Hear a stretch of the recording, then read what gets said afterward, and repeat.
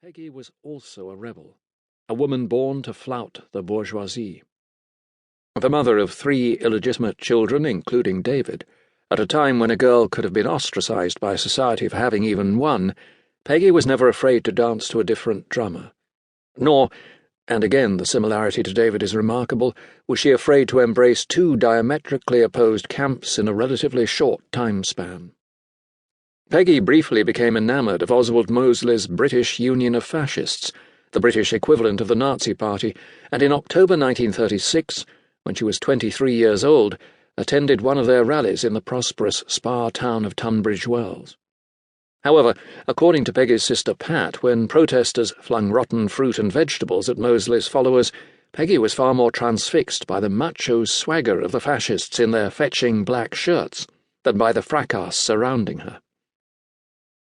Yet though an acolyte of the British Union of Fascists, which routinely terrorised Jews all over Britain, less than 10 years later, Peggy had a love affair with Jack Isaac Rosenberg, the son of a wealthy Jewish farrier, and bore him a son, David's half-brother Terry, 9 years his senior.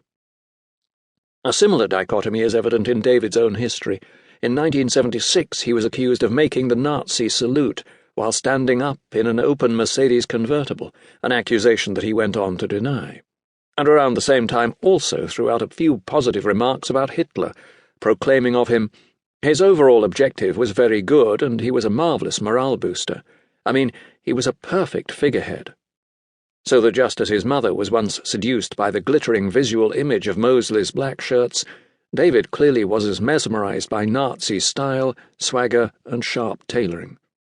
Yet his good friend Mark Bolan was Jewish, and so is the second most important woman in his life after Iman, his best friend and faithful retainer in every area of his private and public existence since 1974, Corinne Coco Schwab, an American who was born in the stockroom at Bloomingdale's after her mother went into labour in the store's linen department.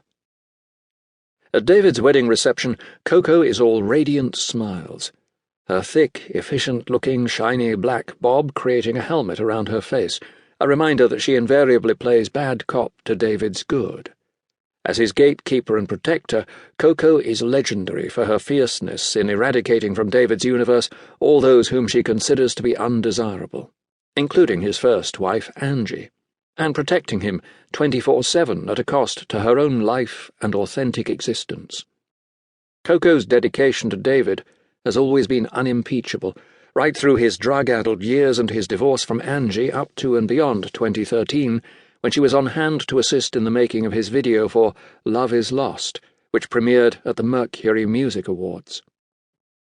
But during the wedding ceremony, as Iman glided up the aisle and joined him at the altar to the tune of April in Paris, the song with which David serenaded her when he proposed, it was inevitable that informed onlookers would speculate on the possibly troubling emotions simmering behind Coco's poised and perfect smiling mask as she witnessed David's wedding and the start of his second marriage.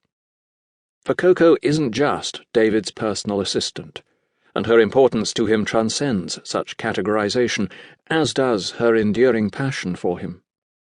Originally a receptionist/secretary at Main Man, Coco was employed by the company to work with David.